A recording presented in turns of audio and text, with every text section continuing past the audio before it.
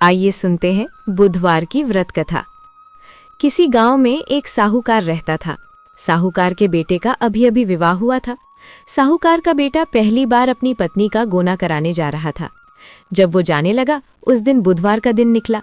उसकी माँ मना करने लगी कि आज तो बुधवार है, आज तुम अपनी पत्नी को गोना कराने मत जाओ। लेकिन वो नहीं माना, कहने लगा नहीं, मैं तो आज ही गोना कराकर लाऊंगा। माँ ने बहुत मना किया पर माना नहीं और चला गया। ससुराल पहुंचा और जाकर कहने लगा कि मैं तो अपनी पत्नी का गोना कराने आया हूँ। अब उसकी सास भी मना करने लगी कि भाई आज तो बुधवार का दिन है, आज तो मैं अपनी बेटी ना भेजूंगी। तो कहने लगा नहीं, मैं तो आज ही लेकर जाऊंगा। सास ससुर ने बहुत समझाया पर माना नहीं और अपनी बहू को लेकर चल दिया। अब पहले के जमाने में बैलगाड़ियों से चलते थे, तो अभी तो उनकी बैलगाड़ी गांव से ही बाहर निकली थी कि उसकी पत्नी कहने लगी मुझे तो बहुत जोर से प्यास लग रही है। उसने कहा कि देखता हूँ, चलो कहीं पानी मिल जाए। तो वो पानी की खोज में चला गया। चलते चलते बहुत दूर निकल गया पर उसे पानी नहीं मिला। इतने में पीछे से बुध भगवान उसी का रूप धारण करके पानी लेकर आ गए। उसकी पत्नी ने पानी पी लिया और बुध भगवान उसकी पत्नी के पास ही बैठ गए। वो पानी ढूंढता रहा, नहीं मिला। फिर बहुत दूर जाने पर उसे एक कुआं दिखाई दिया। उसने कुएं से पानी भरा, वापस आया तो देखा उसकी पत्नी तो किसी के साथ बैठी है। उसे बहुत गुस्सा आया।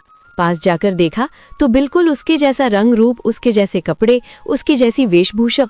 अब तो लड़के का माथा घूम गया, ये है कौन जो बिल्कुल मेरे जैसा दिखाई देता है।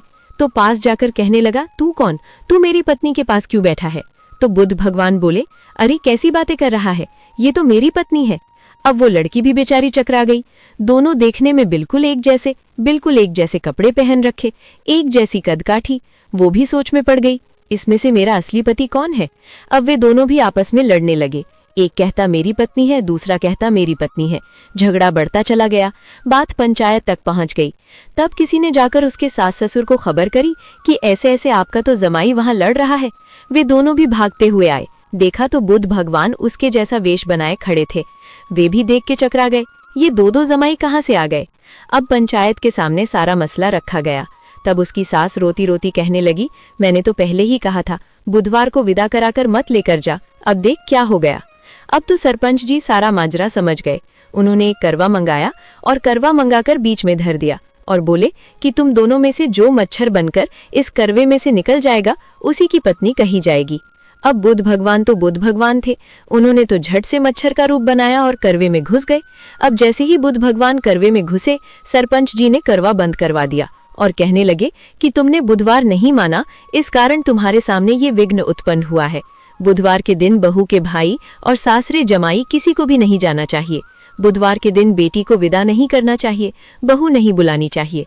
अब तो लड़के की समझ में सारी बात आ गई। उसने बुध भगवान से माफी मांगी, हे बुध भगवान, जैसे आपने उसे नाटक दिखाया ऐसा किसी को भी मत दिखाना। कहते सुनते हुंकारा भरते सबकी मनोकामना पूरी करना। बोलिए बुध भगवान की जय हो।